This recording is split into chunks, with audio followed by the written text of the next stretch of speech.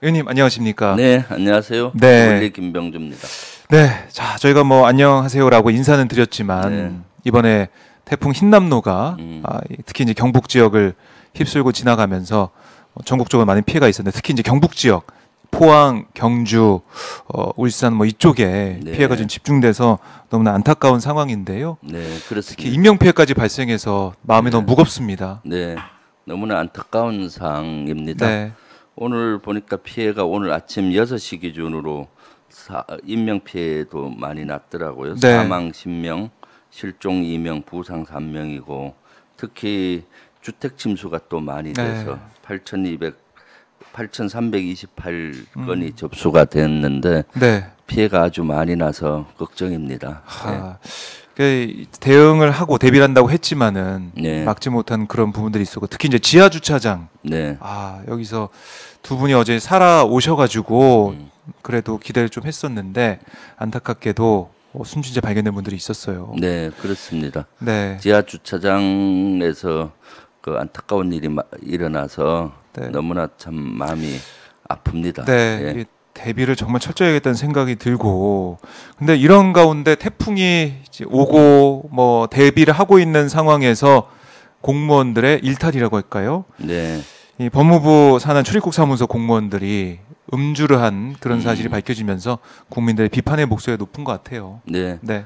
법무부 직원들 여수에 근무하는 출입국 관리소 직원 한 14명으로 언론에 나오던데 네. 5일 날 저녁에 회식을 그 단체 회식을 했더라고요. 네. 그 있을 수 없는 일이죠. 그야말로 군 기강이 회의된 그 자체라고 봅니다. 네.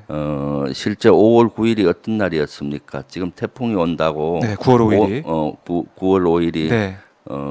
태풍이 온다고 예고가 돼서 국민들과 또 네. 국가적으로 어떻게 대응할지 노심초사하는 시간이잖아요. 그렇죠. 특히 여수 지역은 태풍이 휩쓸고 간다고 예고가 되기 때문에 음. 더욱 더 준비를 잘해야 되는 그 지역이었거든요. 네. 그런데 이런 그 단체 회식을 하고 술을 마시고 한다는 것은 그야말로 기강 문제라고 봅니다. 네.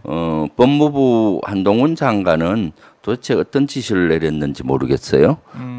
지금 그 당시 윤석열 대통령도 모든 기관은 그 대비를 잘하라고 지시하고 네. 선조치 후보고 이런 지시도 했잖아요. 그랬죠. 나름 열심히 지시하고 했는데 네. 한동훈 장관은 도대체 자기 직원 관리를 어떻게 하고 있는지 그것이 의문이에요. 그래서 저는 한동훈 장관이 여기에 대해서는 사과하고 네. 그다음 여기에 대해서 진상 조사를 명확히 해서 신상필벌을 정확히 해야 된다고 생각합니다. 네.